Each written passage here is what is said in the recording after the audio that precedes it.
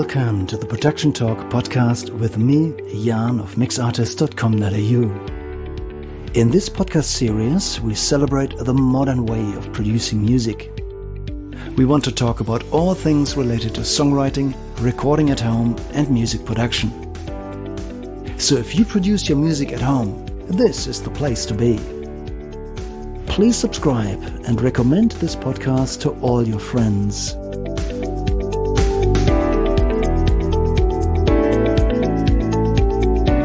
This is the Production Talk podcast, episode 60.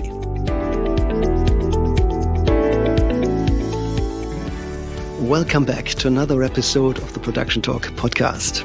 At the beginning of this episode, I would like to acknowledge the traditional owners and custodians of the country that this following interview is recorded on, the Arakwal people of the Bundjalung Nation, and I'd like to pay my respects to elders past, present, and emerging.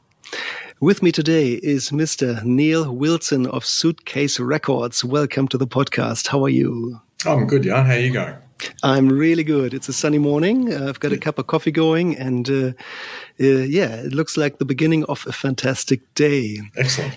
Neil, you are in the business of producing vinyl. Fill us in, please. What are you up to? Well, we're literally just starting up. Not starting up a business. We've started our business, but we're about to start pressing, which is great.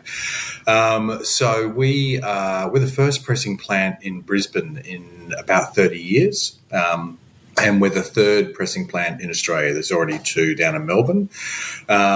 So it's a journey that we've been on for probably almost 2 years now, since the day I kind of said to my wife, hey, we could start a record pressing plant. And she said, yeah, sure, thinking I was joking, until about, 2 weeks later I said, okay, well, these are the machines we could get. And she thought, oh, you're serious. So it's sort of been born out of a few things. My background is varied. Most recently, I'm an architect by background, and also many years ago studied urban planning and landscape architecture, and have worked in other things. I've worked in hospitality, like most of us. I've done everything from landscape gardening to picking fruit to sort of you name it. But when I was 30, I went and studied architecture, and worked in architecture for a long time, up until about 8-9 years ago, when I sort of transitioned across into large construction firms doing design and project management. And I suppose I got to a point a couple of years ago where I really wasn't happy in what I was doing, wasn't enjoying it at all, and started to think about, well, what could I do?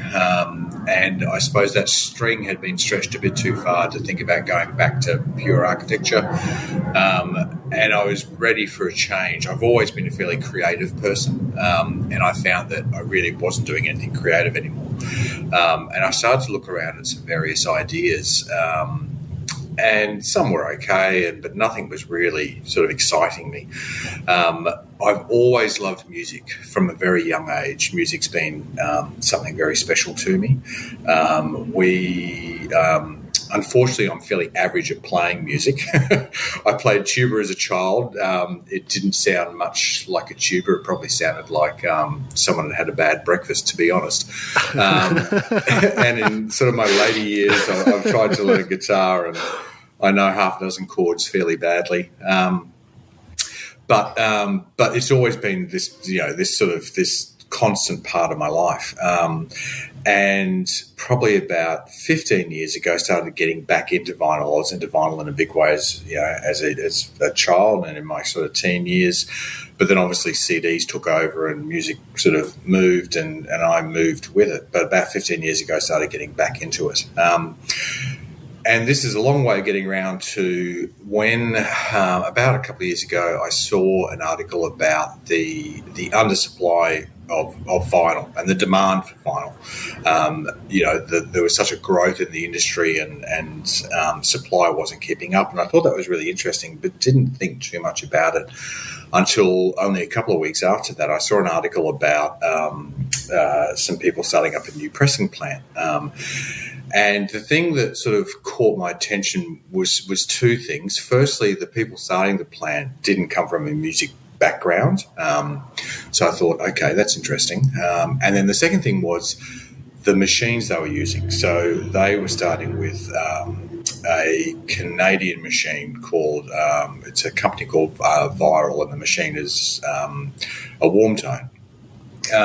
And so I started to think, well, if these people who don't have a music background and really don't have a manufacturing background can do this, well, maybe this is something I can do. So I got in touch with that company and started to, I suppose, really dig into, well, what's involved in making records.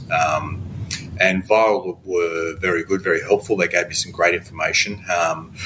But I suppose the project management background in me said, well, do more research. So I started looking at all the various options and all the various machines. And there's sort of four main suppliers out there of, I suppose, for not the best term, but for an off-the-shelf solution.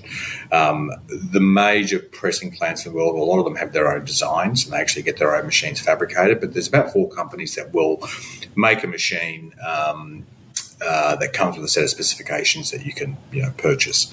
And after doing quite a bit of research, we settled on the machine that we've now got.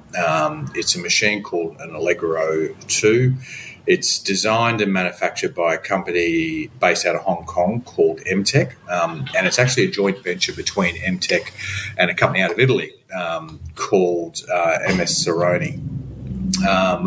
Now, the company out of Hong Kong, MTech, they were making or have been making CD manufacturing and DVD manufacturing equipment for probably 25 years.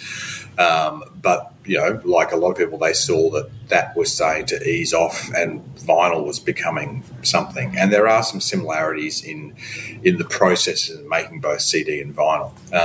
So they pivoted across and started to look at vinyl machines. And then the Italian company, MS Cerrone, is owned by a gentleman, Franco Cerrone, who ran EMI's production in Europe for probably 20 years in both vinyl and CD, and he had an existing relationship with the company in Hong Kong, MTech. So they developed this machine. This is the second generation. All the machines operate in a similar fashion, and they all have pluses and minuses. The thing we loved about this machine was it came out of a manufacturing background as opposed to looking at how machines had always produced vinyl. So there was some new design, design elements within it that I thought were interesting. And the other good thing is it has a very good manual function, which means that down the track we can look at doing other types of pressing, such as picture discs or splatters, which are obviously very popular. It's not something we're going to do straight off, but we've got that capacity. So we sort of discussed with them how we would go about it. They offered great support in terms of how we might set up the factory. And then we pushed the button. So we sent a deposit off for the machine about actually it was just before my birthday in October last year. So sent an amount of money off to Italy, and we had this terrifying moment that potentially there's this gentleman in Italy, Franco, jumping in a brand new Maserati, driving away, laughing as he went. But no, the money went towards our machine, which was great. In January, we actually went over to England. There's a new pressing plant in Middlesbrough that's started up called Press On. And we went over and spent about 3 weeks in their factory watching 2 of the machines that we now have being commissioned, which was, a fantastic experience for so many reasons. Great people who've set up that factory, David and Danny, and we just connected similar ideas to us. They had more of a music background, weren't working in music, but they had their own part-time label and had played in bands for years. So they had a passion like I did for music. But we're also coming into manufacturing new. So I got to see how they approached it. And obviously there was a lot of pluses and a lot of lessons learned there as well. But the really good thing was that we saw the machines firsthand before our machine showed up. So we had that panic moment before our machine showed up, because they're very technical machines. The machine we've got is effectively a fully automatic machine, robotic, driven by a CPU, a computer essentially. There's a number of computer-driven servo motors, and when you open up the cabinet under the press and have a look in, it looks like you're looking under the bonnet of a space shuttle. So I had that moment when I opened that cabinet and just thought, oh my God, what have I done? Wow. This is crazy. Yeah. So I got to have that panic moment, out of the country. So my wife didn't see me have that panic moment, which was really good. And then got to actually understand it. And so by the time we left, we had a really good understanding of that machine, of how it operated, and really, what we needed to know to enable us to have, a much smoother setup and commissioning process, which was great. So that was really beneficial, and that was in January. And then from there, we've really been, I suppose, hammer and tong getting the business set up. There's a lot of other elements that go into a pressing factory. So obviously, you need a press, but to drive a press, you need high pressure steam, you need chilled water, you need compressed air, and the way those components go together to drive the machine is unique. And so there was a lot of design work, working with engineers, working with MTech in terms of making sure we got that system right. And we did, which is good, so that when our machine, finally arrived, we literally, sort of took about 2-3 days to assemble all the components. And then we fired it up and did a bit more tuning and then started pressing. I think we pressed our first record 5 days after the machine showed up. It looked incredibly ugly. It was like a first pancake, but it played. And it played really well. And that was this moment where we just thought, oh, my God, this might actually work. So that was great. The business itself I'm co-owner with my wife. We're both working in the business, and that wasn't the original idea. The original idea was that she would keep working the sensible day job so that we had some income coming in, and I would do this business. But I've been dropping little crumbs along the path, because it sort of dawned on me probably 4 months ago that she would be a fantastic co-owner and co-operator in the business. Her background is in, she's a writer by sort of trade, a very good writer. But the last 10 years she's been working for a company producing content for major travel companies, which sounds a long way from pressing records. But what she's effectively been doing is running a very complex pipeline. So she's come into the business and she runs essentially the front end. So she deals with clients, she deals with customers, she drives the production of the business in terms of how we take orders, how we then go back to suppliers, get the various elements that we need, and she looks after that and does it very, very well.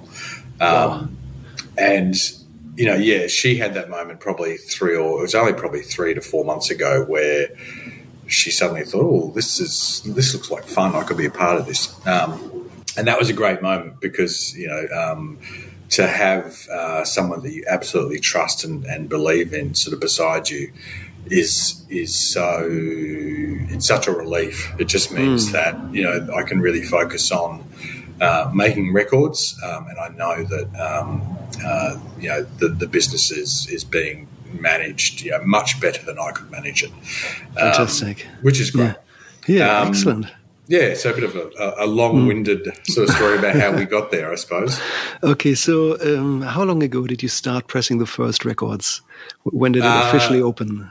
So we're officially open now. We've taken orders. We've got probably about, I think off the top of my head, we've got about 20 confirmed orders, which is great. We'll be pressing our first pressing for a customer next week. But we've been pressing test pressings for probably 3 weeks now. And look, we're over the moon with them. We've had a couple of clients come in and listen to those test pressings, and they're equally excited by them. We've sent a number of them back to our lacquer cutter, who was also a mastering engineer over in the States, and I'll talk about him because he's really interesting and incredibly talented. And they're going to do an assessment of them as well. But look, we're producing fantastic quality, and that's what we're about. We can't compete with the major plants on price. It's just a reality.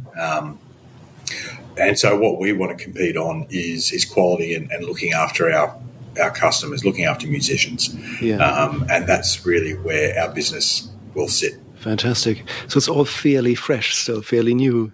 It is, yeah. Let's just talk about musicians for a moment. Look, vinyl was pronounced dead decades ago, and it came back. And I didn't see that coming. It hit me by surprise. But I'm, definitely owner of a record player, and I, have my little collection that I'm constantly growing. So I love it. How come that vinyl came back? What is your explanation? Why do musicians went back to releasing music on vinyl? And on that same note, do you prefer vinyl or are you strictly on records instead of vinyl? In terms of a term? In terms of term, yeah, I know that's a hot topic. Oh, I'm agnostic. I'll call it records, discs, vinyl. Yeah, I'm not particularly particular about that.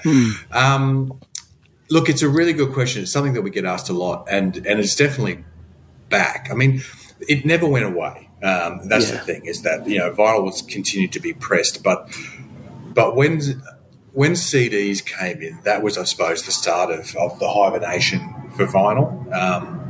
And CDs promised a lot, some of which they delivered and some of which they didn't. CDs are a very precise medium. You're dealing in ones and zeros. They're very exact. You can contain a lot of information on a CD, so you can get a lot of detail into a CD. And so, but they were also, touted as being indestructible. I still remember when CDs first came out, you were told you could drive over them and they'd still play. And I remember getting a very early CD and getting my mum to drive over it, and it was like, oh, that wasn't a good idea. Yeah, no. But regardless, look, so CDs came in and that was, I suppose, the beginning. But the real, I suppose, nail in the coffin for vinyl was streaming. That's where vinyl really kind of, basically went to sleep. Because streaming did a couple of things. One, it was incredibly convenient. You didn't have to carry a record player. You didn't even have to carry a Discman. You could just carry your phone. And then the other thing, of course, was platforms like Napster, where you effectively got free music. And I, like everyone, ended up with this hard drive with 100,000 tracks on it. And you'd burn CDs, and it was all just so easy. And selling music was just everywhere. And that, and then obviously there was a bit of a reaction against that, and a deserved reaction, in that artists were just absolutely getting exploited and ripped off. And so then platforms like Spotify came in, where, ostensibly artists were getting remunerated for their music. And they are getting remunerated, but very badly. Look, the figures are, depends on who you talk to, but roughly an artist needs to have about 1 million streams to make probably around 4,500 to 6,000 Australian dollars. And I saw a stat recently that said that really only the top 5% of artists on Spotify are making a living out of revenue. So look, that's where music got to, I suppose, or had, and it still is to a point. So from the business of music, if you're a musician, the medium for selling music really wasn't in the musician's favour. It's a bit of a telling tale when the person who's getting absolutely rich out of music is the person who owns the streaming platform. And if you're a solo artist, or heaven help you, if you're four-piece, and you get 500,000 streams of a track, which is fantastic. And each member of the band is getting $500 in their pocket. And the other thing about streaming, I suppose, is that you know, the traditional medium, whether it's right or wrong, of music when it comes to vinyl was artists release an album. And an album isn't just a collection of tracks. An album is a story. I saw a saying recently that was fantastic in that, a vinyl album allows an artist to, present 3 acts on 2 sides. And there's something about an album but telling a story as a complete collection of songs. There's a beginning, there's a middle, there's an end. And the thing about streaming is that you don't typically do that. You play a track, you play another track. Yeah. And if you're like me, often you wouldn't even get to the end of the track. You'd skip, next song. So you never really stopped in it and listened to what an artist was trying to present you. Yeah. So, so there, I suppose, the things that start to build from an artist's perspective. From a fan's perspective, the thing, there's the things that we all know about vinyl. The reality of vinyl is that it's tangible. You pick up an album, it's got a size to it that's lovely to hold. It's not a little CD. It's not your phone. It's this piece of art. Yes. And it's exciting. You get that album, it's got this great artwork. You open it up. It might be a gatefold where there's even more of a story on the inside, or even if it's not, there's that act of sliding this record out, looking at it, holding it, and even the fact that you've got to handle them with care adds something to the experience. So there's that physical experience. And there's this physical experience of playing a record. It's the taking it out. It's the placing it on the turntable. It's the, giving it a clean, checking the needles, clean, and then dropping that needle and that moment of waiting. There's, if you drop the needle in the right place, there's a pause, and then this music comes through, and that act in itself it's something that's engaging, and talking to a lot of vinyl fans, myself included, it makes you feel a connection. There's a connection there that you get to an artist and you get to a piece of music that you just don't get with streaming. And you just That's don't right. get with It's CD. a deliberate act. You need to set time aside and attention, and that doesn't happen with streaming. Yeah, it's more of a background thing. Yeah, and I think streaming's still got a place. I mean, you can't play your vinyl in the car. You can't play the vinyl at the gym. It's there's a place for streaming. It would be great if artists were actually remunerated in the way they deserve for their music. And there are some platforms that are better than others, but the reality is that artists just aren't making money out of streaming. Yeah. But yes, as a medium, it has a place. But vinyl, it's that act also of choosing what you're going to play. Flicking through your records. What do I feel like? Yeah. And it actually makes you think a bit more about what you're going to play, as opposed to, streaming. Oh, if you don't like the song, you skip it. And also that overwhelming, supply of music with streaming. Like there's, everything is available. And too much choice is sometimes a bit of a difficult thing. It's like, you get overwhelmed and you kind of feel like you've got to make the perfect choice, and then no, that's not the right song, and that's not the right song. I find that with vinyl, going through your collection, choosing what you're going to play, that physical act of selecting that album, taking it out, taking the record out, and putting it on the player. At that point, I'm committed. I'm not going to simply, it's very unusual that I would then just go, that's the wrong one, lift the needle, put it away.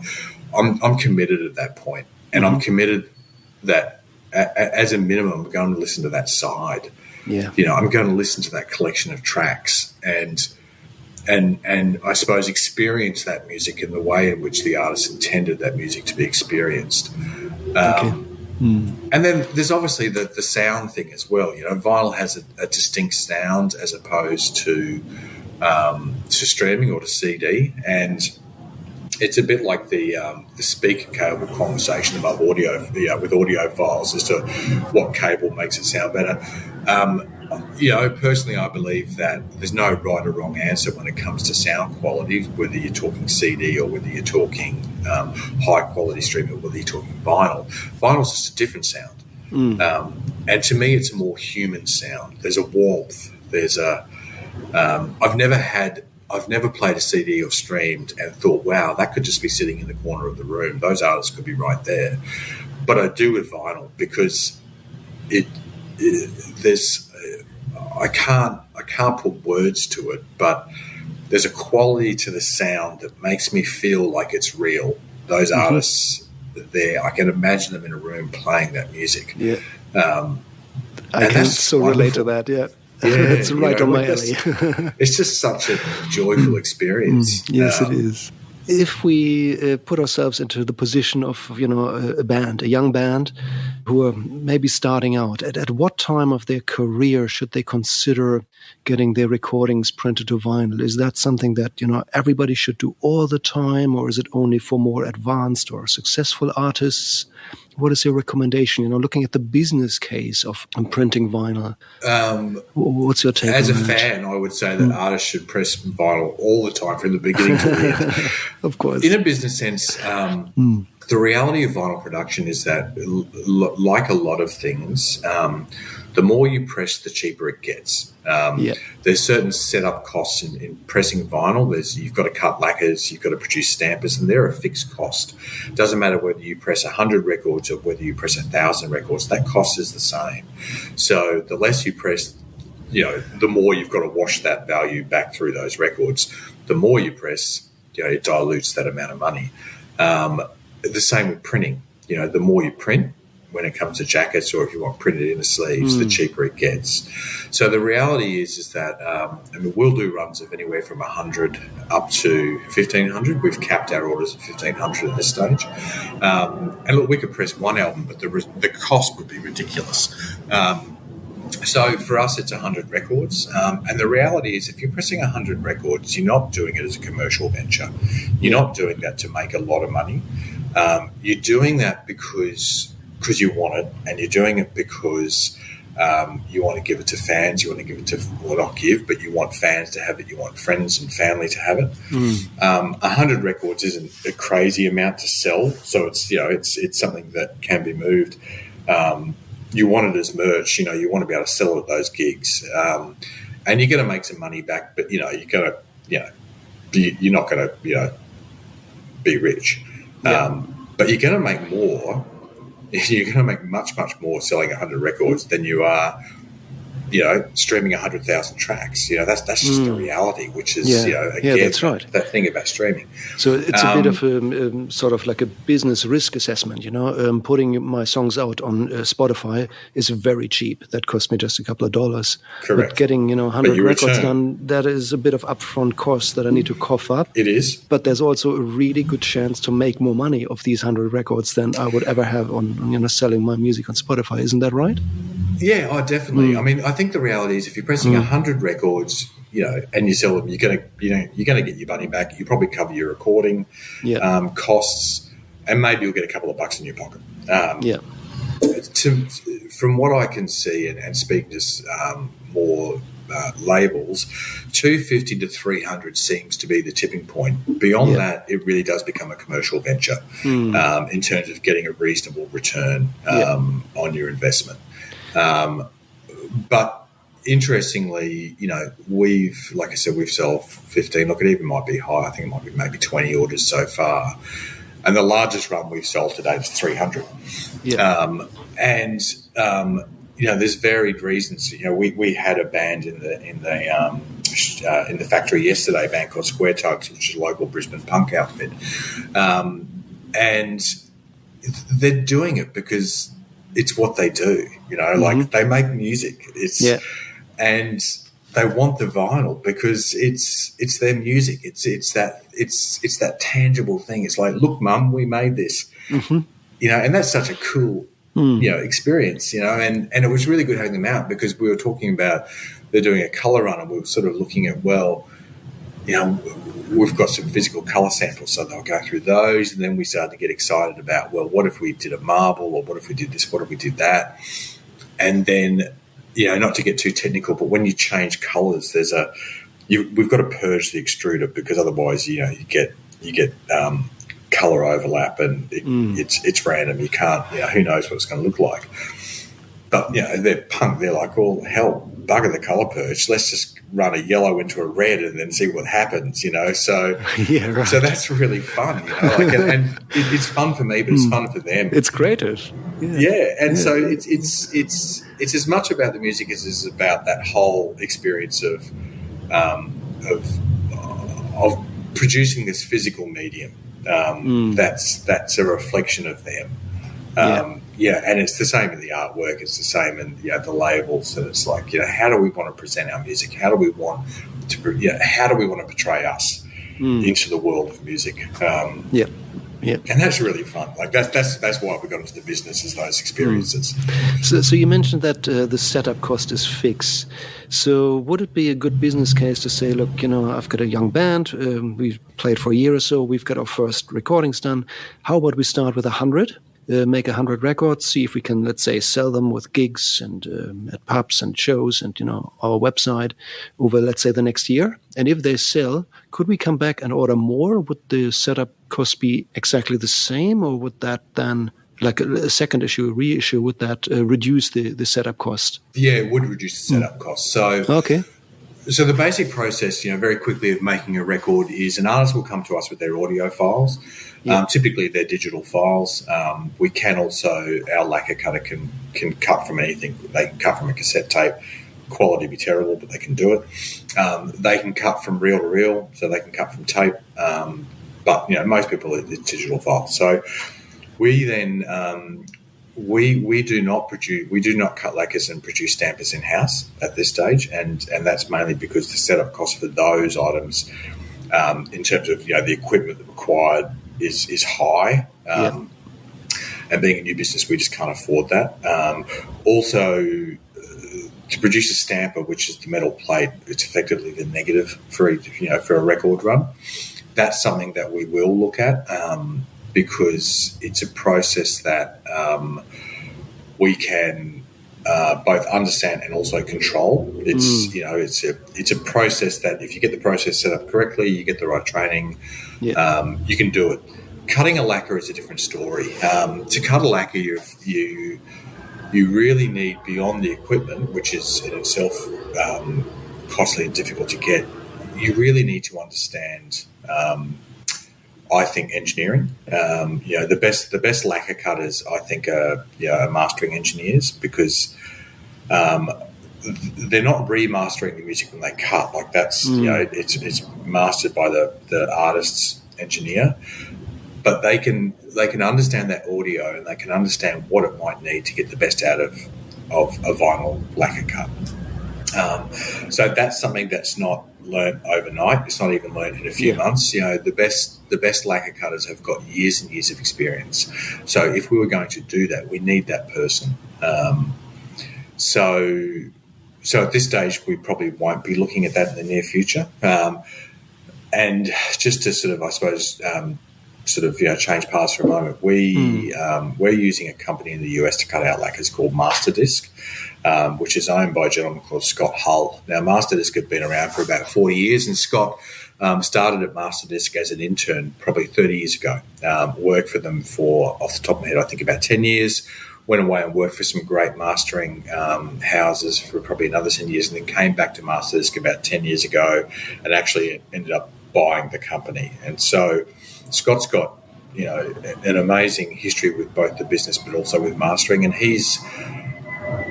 both he and Masterdisc have mastered and cut lacquers for the who's who of the music world. Millions of, well, not millions, but countless artists that you've never heard of. But then also, they've mastered and cut Springsteen. They've mastered and cut the Stones, the Who. Wow. Lou Reed. New York was mastered. Lou Reed's New York was mastered by them. Nevermind by Nirvana was mastered by these guys. Wow. More recently they've done The Weeknd. They've done Panic at the Disco. They've done Kanye. They've done Steely Dan. They've done you name it. They've done it. So there's this absolutely incredible depth of talent and experience. We got talking with Scott probably 4 months ago, and initially we approached them about, will you do our lacquers? It actually turned out to almost be an interview process the other way. Like, he really wanted to understand us before he would agree to cut our lacquers. Yeah. So it was probably 2 months of back and forth before he finally said, "Yep, we'll cut your lacquers." So that's, I think, one of the key things to us getting the quality right is that because that's, in my mind, that's half the process of getting a decent record. You've got to get the right lacquer. You've got to get a great lacquer, and we've got that. So getting back to the original question, so we get the lacquers cut, and then from the lacquer you produce the stampers. And the stampers, it's an electroplating process. It's a bit like magic, I think. And in producing a stamper, you effectively destroy the lacquer. So that's it, lacquer's gone. So you want to make sure you've got a good stamper house, because if you destroy the lacquer, you've got to recut it. So that part, that's money spent that you'll never, get to use again. But the stampers, there's a number of, there's, I suppose, 3 steps in producing stampers. Well, not 3 steps, but you call it steps. It's 3 ways of producing stampers. The first is what's called a one-step, process, and that's effectively you take a lacquer and you produce a single stamper. And a single stamper will make, rule of thumb, up to about 1,000 records. But if you just make a single stamper, the lacquer can never be used again. So that's that. You're limited to a maximum of 1,000 records. Yeah, right. Is there something like a backup? Well, there is, and that's a 2-step or a 3-step process. So one step is you produce a lacquer, and that's a negative. So it doesn't have grooves, it has ridges, because you then take that, you place that stamper into your moulds, and you produce a record which has now got grooves. A 2-step process is that where you effectively take the stamper, and then from the stamper you grow another stamper, and that stamper is now a positive, and it's referred to as a mother. The industry really needs to work on its gender appropriate terms, but that's what it's called, is a mother. That mother can now produce another 9 stampers. So you've gone from having a one-off that can produce maybe 1,000 records, and if it deteriorates or if it's damaged, or you want to produce more than 1,000 records, you can't. You've got to go through the whole process again. Now in 2-step, we've got a mother and we've got a stamper. And from the mother, we can produce more stampers. So if you want to produce 3,000 records, we can do that from that mother. Or if the stamper gets damaged, we can produce another stamper from that mother. And then there's another process after that, which is called 3-step. And that's where you grow a stamper. From a stamper, you make a mother. And then from the mother, you make a father. And that father, you then use to produce up to 10 mothers. So you kind of go back the other way. Oh, wow. And then those mothers can each produce 10 stampers. So you get to a point where you can actually produce 100 stampers. Each stamper can make up to 1,000 records. So in theory, you could make up to 100,000 records off one lacquer cut. Now, for us, what we do, and we do this for a couple of reasons, we do everything as a 2-step process. We won't do a single step. It is cheaper, but it's not that much cheaper, and it's not worth the risk in our mind. Because if we do a single step and that stamper shows up and it's been damaged in transit, or heaven forbid, as we're inserting into the mould, it gets damaged, or you decide you want to run more records, or for whatever reason it gets damaged, well, you've got to go through that whole process again. Yes. So we do 2-step, and the mother stays with the plating factory, which is over in the States, and we get the stamper sent to us. And if there's a problem, or if you want 1,000, 2,000, 3,000 records, we can do that from that mother. Now, in terms of whether an artist wants to, say, run 100 records and then produce more, absolutely that can be done. Now, there's obviously a couple of caveats on that. One is that the stamper isn't damaged, and obviously we take utmost care in making sure that they're not damaged. When we, before we insert a stamper into a mould, we're meticulous in how we clean it. The tiniest speck of dust because our press is basically a 100-ton hydraulic press, it runs at about 75 ton, but it's a big ass press. If you have a sizable speck of dust that sits between the stamper and the mould, that will put an imprint through into the record, and potentially over 100, 200, 300, 400 pressings will damage that stamper. And you'll get a tick, or a pop when you play that record in exactly the same spot on every single record. So we're incredibly careful about cleaning them before we put them in. And then when we take them out, we go through the same cleaning process and we store them carefully so that they're protected and they're dust-free. So, that's a long way of going about saying, yes, if you do a run of 100, we can then run more. And effectively, you're not paying for that stamper again. So you're saving costs there. The other way that an artist could save cost is if they want to run 100, but they think there's a really good chance they're going to want to run more, we would suggest they actually run the covers to begin with, because if you run 100 covers, the price is X. If you run 200 covers, it's suddenly dropped by 30, 40, 50%. You really make significant savings in printing. So you run 100. If you think you want to run more and you can afford it, run the covers. We can store the covers, or you can store the covers. Doesn't matter who stores the covers. You've got them. So for that next run, you've already got the covers. You're not paying for those. Yep. You've already got a stamper. You're not paying for that. So suddenly that second run becomes a lot more economical. Yes, so that is fantastic advice. Yeah, that's fantastic advice. If you're okay with this, I'd like to ask you to talk me through the process from a musician's point of view one more time. So we're just in the rehearsal room. We wrote a couple of songs. We think we've got an album together. We need to now think about side A and B, which songs fit together, how they end up in, the overall duration. And now suddenly we have limits, while, with streaming and CDs, there are also some limits, but can you talk about the limits that we have there for side A and B for vinyl records? Yep, there's a couple of things. There's a limit on time. And it varies on the style of music that you're playing or that you're recording. So, sort of quiet acoustic, quiet jazz, quiet acoustic, solo type music. You can press a longer record. The noisier that music gets, the more, for want of a better term, intense that music gets, the less you can get onto an album. And it basically just comes down to, like everything, it's about the amount of information you can get into a groove.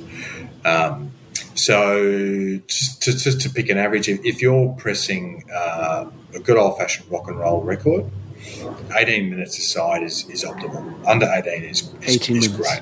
Yep. Yeah. 18 to 21 is good. You're going to get a good pressing. Above 21, you've got to start to think about how, do you really want that music on there? 21 to 24, depending on the music and depending on the type of mix, you can do it. And then above 24, we'd be hesitant about whether you want to do that. And we would actually send the audio off to our lacquer cutter and say, hey, have a listen to this, see what you think, before we would cut it. So that's the first thing is what's the duration? And is that because, more intense music basically means it's louder, let's say stronger hits on the drums, for example. That means you need to cut the groove deeper, making the groove a little bit wider. Correct. And therefore, is that why? Yeah, that's essentially it. And it also comes down to how close those grooves are together. Yeah, I see. And that has to do with how loud this record plays back. Is that true? Yeah, yeah. Okay. And you can have different mixes. You can have a loud mix. And again, that has a similar effect. So that's. Can I ask more questions on that? I'm dying to ask questions about loudness. I'm not sure how much I can answer, but yes. Look, over the last couple of decades, we've gone through something that we know as the loudness wars, where everybody tried to have their record just a bit louder than the previous ones, and that sort of has peaked, has hit a wall, and it seems to be rolling back. At least that's my in the digital world to some degree. What about vinyl? If we give our mixes, let's say, to a mastering engineer and ask him to make it as loud as technically possible, would that translate well to a vinyl record, or would you recommend to get it mastered differently? Look, it's an interesting one, and there is a number of different opinions on this. There's a lot of people say you've got to master specifically for vinyl. Interestingly, so Masters, who cuts our lacquers, they do have specific technical requirements for how to cut, how to master for vinyl, but it's not. It's less in the, I suppose, the format and more in the mix. But what they do say is you don't need to over-process, or basically compensate for vinyl unless you think it's absolutely necessary. And electronic music is probably a good example of that, because electronic music it can be, I suppose, mixed differently for digital than it can to vinyl. I don't know the pure technical reasons for that, but I just know that's sort of a reason. The thing about a digital master is that you can use a limiter to help you sort of average out the level, and you can use that, I suppose, to make it louder, make it quieter, those sorts of things. Basically, but the thing is that if you use that limiter to basically really pump up the volume of a digital recording, the reality is to get a good vinyl cut, the vinyl lacquer cut is probably going to actually lower that back down. So if you want a loud record, it's not about getting your digital mix loud. It's really about recording it well and balanced, so that the lacquer cutter can then, I suppose, cut a pure representation of that music. And then really it's your amplification that is going to make that loud. That is good. So, I was really waiting for these words, and you phrased that so well. So you basically said that by making it loud digitally, there's nothing to be gained on the vinyl side. That doesn't make it louder on the vinyl side. Oh, look, it can make it louder, but loud doesn't equal quality. Exactly. That's the problem. Is that you're foregoing quality at the sake of loudness. The reality is that get the best mix possible that truly represents your music and how you want that heard, regardless of the volume level. Yes. You're always going to get the best outcome. So many people need to hear exactly that. We had a question recently that, I'm going to be honest, I had to Google. We had a question from someone that said, are you guys going to be redlining your mixes? And I kind of thought, well, what the hell is redlining? So I did a bit of research and spoke to someone. And basically, redlining is that act of really amping up the volume in your digital mix. Going into clipping. But the reality is that you're then impacting the quality of the vinyl cut you get. Yes. So I think the best advice I could give is mix music so that it sounds great. Whether it's quiet, whether it's loud. That's it. And then we're going to get you're going to get the best quality sound. And if you want it loud, we'll use a bigger amp and a bigger set of speakers. Because it's that same old thing. It doesn't matter how big an amp. It can be big, it can be small. Your speakers can be like however many watts. There's a point when you turn that up that it starts to distort and it sounds like crap. Okay. Upping your digital mix is just in some ways the equivalent of that. I'm definitely on board with that. So, in other words, we're not trying to achieve artificial loudness in the mastering process, but we preserve quality instead. And then on the consumer's end, that's when we just bring up the volume a touch more. I also found that mixes that are sort of over-mastered or over-processed in mastering, I seem to fatigue quicker, and I'm ready to switch to the next song earlier. While the songs that are not as strongly processed, I can listen to 1,000 times in a row and I never get sick of them. That's something that I observed myself. There's a different level of fatigue there. I'll openly admit, I know very little about mixing. And I've had a couple of people kind of chip me about that in the past. Well, how on earth are you going to press records if you don't understand how to mix or master a record? The reality is that's not my job. My job is to press you the best representation of what your mastering engineer has produced. Yes. And I do that by getting the best quality lacquer I can get cut. I do that by getting the best quality stamps I cut, by having a great machine. And for me, the job is things like understanding what temperature my vinyl has got to be at so that it perfectly melds into those grooves and captures every single little divot in that groove so that you get the best possible playback.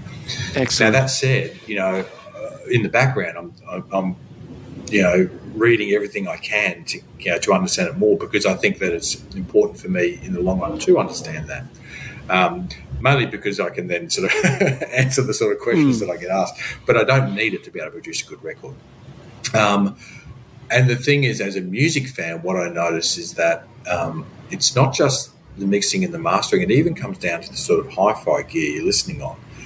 I love tubes, I love valve amps, but my favourite setup, which I've sort of got in the factory at the moment, is a valve preamp and a solid-state power amp, because the power amp for me will give me it gives the music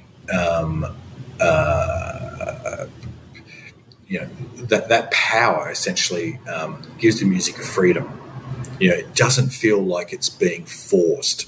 The music suddenly comes into its own. And then the valve preamp gives me that tone that I love out of valve, that warmth, that airiness, that breathness, So that combination for me is fantastic. Now, the reality is that there's certain music that I play on that where I could just sit there and drift away. Now, there's other music that I'll play on that setup and it's like, it just doesn't really feel comfortable. Punk is a classic example, or really, really hard-driven rock through a valve amp, in my opinion. Other people will differ, but in my opinion, it's just got it's not a muddiness. It just doesn't sound as free. It sounds forced. Yeah. I've also got a fairly big, sizable integrated Sansui amp, solid state amp. Now I play punk through that, and it sounds fantastic. I see. And I think there's a similar thing with mixing and mastering. Like you've got to be true to the type of music you're playing, and you've got to be true to the type of music you're mixing. That's so true. So if you mix punk or rock, the wrong way, if you over process it, as you say, you don't get that energy, that freedom. It does sound forced. Okay. So again, you need to treat your music with respect the whole way through. You've given it the respect of creating it, of playing it, of practicing, of all those hours and hours and days and weeks and months. So give it the same respect when you master it, and when you record it and master it. And that doesn't mean that it's got to be the most amazing studio and the most amazing mastering engineer. I heard a great expression the other day: bedroom pop. It's recorded in bedroom on someone's laptop. It's about understanding what you're trying to achieve and putting the right process in place for that type of music, and that's the whole way through. It's the mastering. It's the lacquer cut. It's the getting the right stamp of producer to really capture what's on that lacquer. And then for us, it's the same process for us when we press, regardless of the type of music. It's treating that stamper with respect, getting it absolutely spotless, getting our vinyl temps right, getting our pressing times right. It's not just opening and closing a press and molds for us. There's heating stages. It's making sure the first stage is right, the second stage is right, the third stage is right, making sure the cooling is the right amount of time so that, that record comes out of that mold stable but not hard, because if it comes out hard and then we go to trim that record, you get a rough edge, and it can actually almost warp the record a bit because the knife is pulling at that record as you're trimming. So they're the things that are critical for me in terms of producing good music. That's a precision mechanical process, isn't it? It is. It's like, and we've been tuning this machine down to the half seconds in stages, and Wow. and balancing out the desire to get our cycle times up, because obviously the more records we can produce, the quicker we can get through runs. But they get to a point where it's too quick. Okay. You're not heating it fast enough, or you're not cooling it long enough, or you're not giving that PVC time to actually meld into a good puck.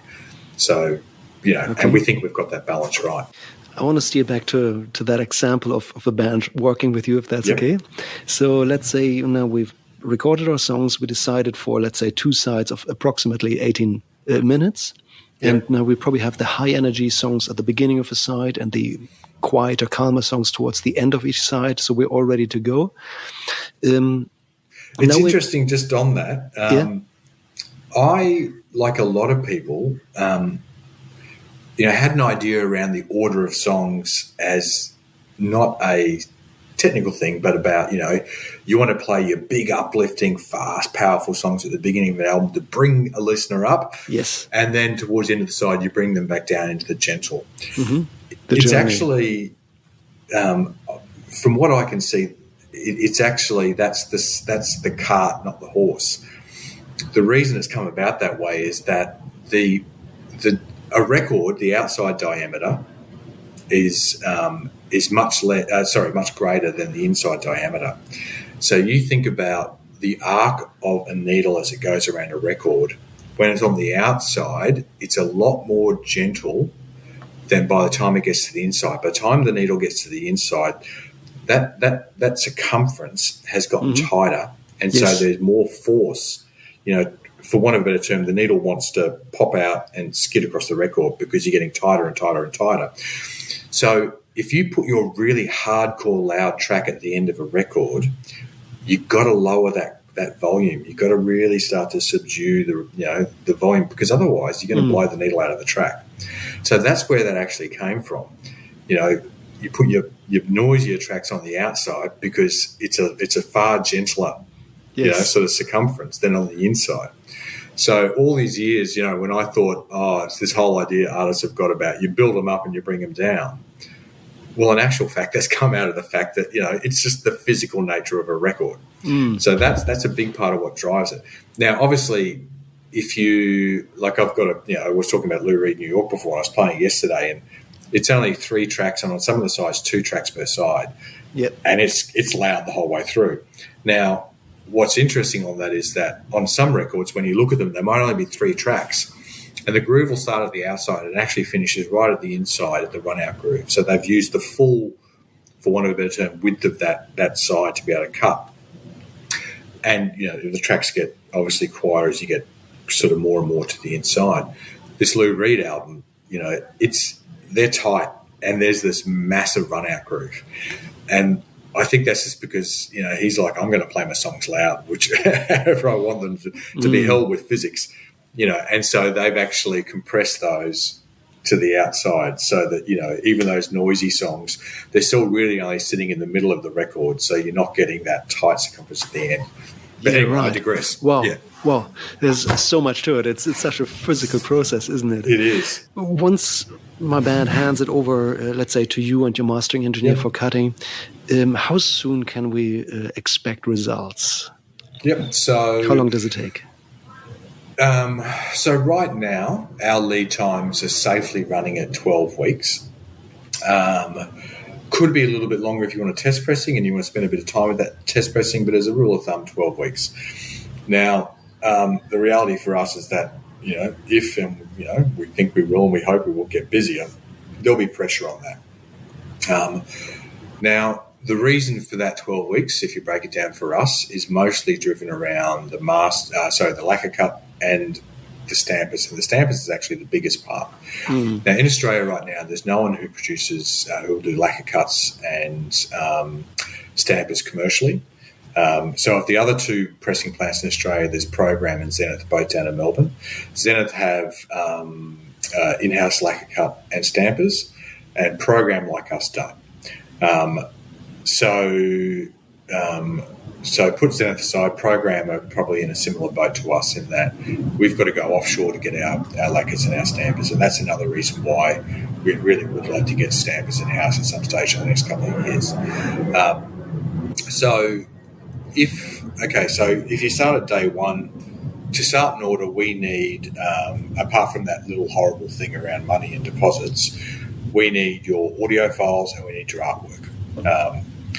The artwork, the jackets we get produced locally in Australia, where we want to keep as much in Australia as we can in terms of supply chain. The labels at this stage we have to send offshore, and labels are a whole conversation in their own right, and this has actually been one of the trickier things that we've had to learn. And just to very quickly get off track and just to explain it, labels aren't glued or stuck onto a record after a record is made. The labels are actually fused into a record when you press the record. They're simply placed on top, on the top and the bottom of the puck as that's pressed, and the heat and the pressure is what actually fuses the label into the record. Okay. Now, that's obviously a high-stress process. So to do that, you need to use specialist paper and the right type of ink. And the paper actually has a very high clay content, which allows it to, I suppose, both take that heat and pressure and also deal with the stress of that pressing and that 75 tonnes of pressure. But it's not just getting the right paper and the right ink. We have to actually bake the labels before we make a record. So, we literally take the labels, we put a metal rod through the hole, we use an air gun and we sort of gently blow them to separate them all out and get any dust and particles out of there. And then we literally whack them into an oven at 130 degrees and we bake them. And we'll bake them for about 13 hours. Wow. And depending on the ink, depending on the colour of the ink, depending on the humidity where you are, the baking time varies. So the factory that we're friends with over in the UK, Middlesbrough, they only have to bake their labels for about 3 to 4 hours, where we found that we had to bake our labels, and we have to bake our labels overnight. And that's to remove any moisture, because if you don't, they stick. So so that's obviously a process. So you need that specialist printing, and the paper is it's not difficult to get, but it's you need to order a certain volume, and there's a lead time in getting that paper. So right now in Australia, there's no one doing those labels, but our printing plant is actually working on doing them, and they've been sending us some samples to test, some of which have been working really well and some of which haven't, and we're working with them to kind of refine them. But right now, we have to go overseas for those. So we get your artwork, we send, we check that it's all okay, it meets the requirements, we send that off, and that gets printed. But the audio files, what we do is we send them over to Masterdisk, and they'll cut a lacquer, and that's about a 2-week process, based on their backlog and where they're at, but roughly 2 weeks.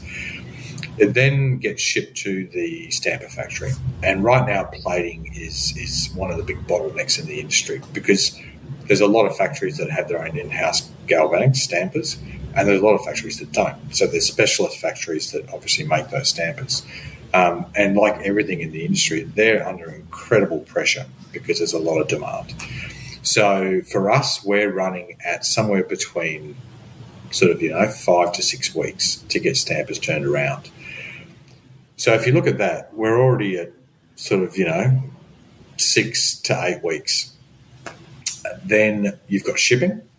So the reality is it's sort of 8 to 9 weeks before we get those stampers back in house. So we can't even look at the record press for an order for 8 to 9 weeks. So we then get those stampers in. We make sure we've got our labels, because we have to have the labels to obviously press the records, make sure we've got everything. And then when we've got the jackets, we've got the labels, we've got the sleeves, we've got the stampers, that's when we're ready to press. We supply test presses on orders of 250 or more, and under 250 records, we can supply them for a cost. And the reason we don't supply them on smaller runs is just the setup cost. It's too high to be able to absorb it. We'd need to push the price up even more of our records if we were going to do that. But you can't get them. So if you're getting test presses, we would then run your test presses, and we run all our test presses as 140 gram black, and we would typically run But we've run a few. First few records on any run are always going to get dumped. But we produce those test presses and we send them back. You check them. Now, what we suggest on checking test presses is that you need a number of ears, and ideally, you need a number of setups. So, send one to your recording engineer, your mastering engineer, get them to listen to it. You listen to it. Band members listen to it. Friends, whoever, someone who loves music, get them to listen to it. And it's important to understand that what you're listening for is you're not listening for the mix, because the mix is predetermined. It's been produced by your mastering engineer, and the audio quality essentially has come out of your recording. What you're listening for is background noise. So in the intro and outro and in the track breaks, is it quiet? Or is it kind of, is there a static? Is there a noise? Yeah. Because if there is, then we've done something wrong. Or my needle is messed up. Well, that's why you need to check it on different setups as well. So you're listening to, is there background noise? Is there a pop or a crack, or does it skip? Now, if there's a pop or a crack or something on a record, what you want to then do is you want to check the other records on the system that you're using. And if it's only one pop or crack on one record on your system, and it doesn't happen on another system, well, obviously it's a problem with your system.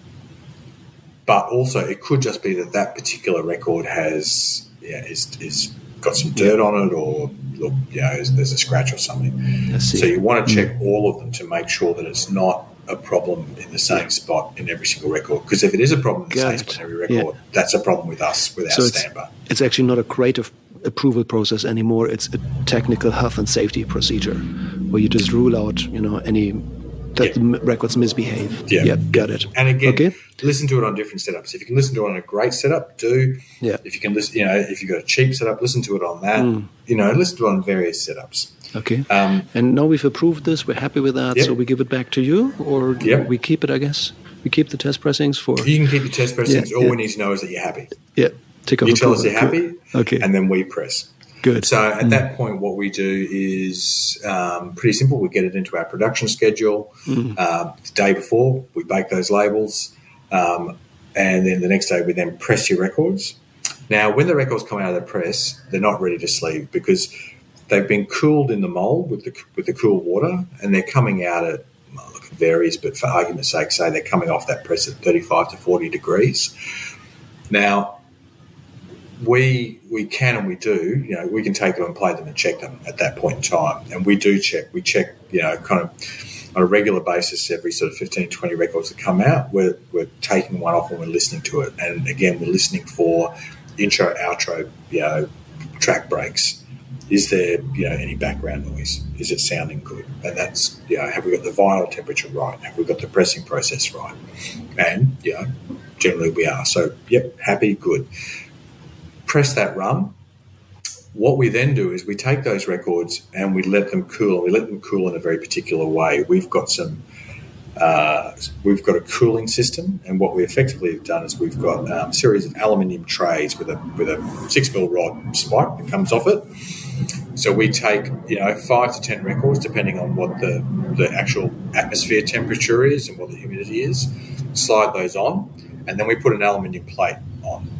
And that aluminium plate is wider than the record. Then we put another 5 to 10 records, another aluminium plate, and we build that up to about, kind of 30 to 40 records. Now, we then take that and we store it away in a nice, clean, dust-free room, and we let that stabilise. And that'll stabilise for, 12, 24 hours longer.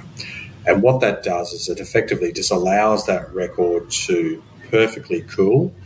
Even if the ambient temperature in the room is 30 degrees, it doesn't really matter. It's not about getting them cold. It's about letting that vinyl stabilise, letting the PVC stabilise and become perfectly hard, solid. And what those aluminium plates do is they're helping the records stabilise flat, which is obviously important, but they also act as a heat sink, and they help to draw the heat out and out through the aluminium plates. And so... we let the record stabilise, and then once they're stable, we then pack. And the packing's, it's a simple process, but it's actually one of the most important QA processes for us, because it's the last time someone from our factory, one of us, gets to check your record before it goes. So as we're packing, every single record is checked. We look at that record. Is it clean? Are there any obvious defects? Is it flat? Great. Then we sleeve it, and then we pack it, and then it's ready for shipping, either being shipped or picked up. And if anything, 140-gram records are the trickiest to press, because, it's about keeping them reasonably flat. Now, a 140-gram record isn't going to be dead flat. Some are, but some aren't. You will always get a little bit of a wave on some of them. Yeah. Now, what we're doing is we're checking and making sure that it's a little bit of a wave. It's not a big wave. Even a big wave will still play, but it doesn't look good. You look at it and think, oh, that's not quite right. So even though it'll play, it's got that big wave, no, it gets rejected. So that we're making sure we're only sending records that not just play, that look good. 180s are a lot easier. They're a lot more, they come off the press reasonably flat, so there's not much of a process in the cooling to make sure they're flat. So packed and ready for either shipping. When we ship, we've got we ship in 2 boxes. We double box. We've got a single box that will take, depending on whether it's a single 3mm spine record or a gatefold, it'll take about single record 3mm spine will take 25 records. And then that's a really heavy walled cardboard, which is good for both insulation but also to protect them. And then we take 2 of those boxes and we sleeve it into another box, which is also a heavy walled box, so that they're double boxed. And we've also designed our packaging so that we're packing into the first box flat, but then when we pack those 2 boxes into the main box, they're packed vertically. Because always keep your records vertical. Don't ever store your records long term sitting flat, especially not with other records piled on top, because that's a really good way for your records to warp. So again, we're making sure that even in the packing process that we're taking the utmost care so that those records get to you in the best condition they possibly can. So that whole process right now, you're looking at about 12 weeks until it's ready for delivery. I mean, obviously we want to try and keep that as much as possible. Yeah. But, like everything in the industry at the moment, the industry is overwhelmed. So obviously if we get overwhelmed with orders, we need to revisit that. But there's a couple of things we can look at doing. We may look at splitting the stampers and sort of, sharing between a couple of factories to see if we can keep things speeded up. We'll obviously always be trying to make sure that we can keep a good deadline. Okay. And have you got any recommendations, things you've learned from maybe clients of how to sell on the records to the fans? Are there any things that my band should definitely do in order to get to sell these records ASAP? Look, I think one of the best ways is if you're a band that plays live, selling them at gigs, seems to be, like you come out of a gig with that buzz and, I don't know, like anyone else, I just look for where can I buy this album? So that's obviously one way. Like I was about to say the kids these days, which shows my age, but, social media is great. Like there's, great communities on there and people, there's obviously ways to sell there. We're looking at doing some arrangements with a couple of local record stores where they'll sell on consignment, for bands that we press. And I think it's just really those normal channels. The bands that seem to do well in terms of sales, I think, are the ones who've got a really strong online presence and online community. Because, fans want to buy the album because they want to feel like they're helping the band. They want to feel like they're kind of engaging with that band. So, the easier you can make it to engage with, for fans to engage with you, I think it's the easier it is to make those sales. And what's the best place to find you online? If somebody wants to reach out and, learn more about you and your business and maybe reach out to make records, where should we send those listeners? Web address is Suitcase Records or oneword.com.au. And we're on Instagram at Suitcase Records. And we're on Facebook. I know I should know this. I think we're, Suitcase Records on Facebook. And they're the best places. Instagram, interestingly, we're getting a really good engagement from, really good sort of genuine feedback from just people who are really interested. And it's worth saying that really great support.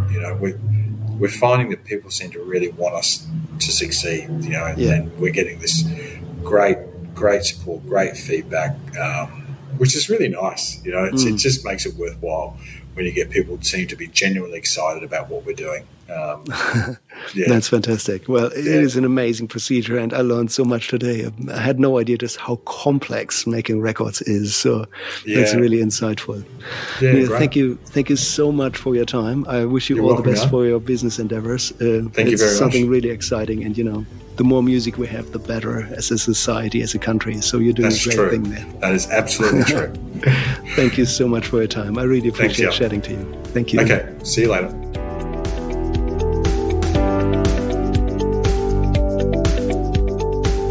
This was Mr. Neil Wilson of Suitcase Record from Brisbane, a vinyl manufacturing plant and a family business. It's a startup, so I really hope that they're doing really well. Thank you, Neil, for sharing all your wisdom. And hopefully many, many amazing records will come out of your facilities over the years to come. If you enjoyed this episode, please subscribe right here in your podcast player and tell all your friends and fellow musicians about this podcast series, because the more listeners we get, the better. If you want to reach out to me, you can do so via my website, mixartist.com.au, where I offer mixdown services and recording services for everybody who needs a little bit of help. And by the way, I've looked very deeply into the right production techniques for vinyl records. So if you want to do a vinyl record and you would just like to have a technical chat about mixing and mastering and all the do's and don'ts, why don't you just reach out to me?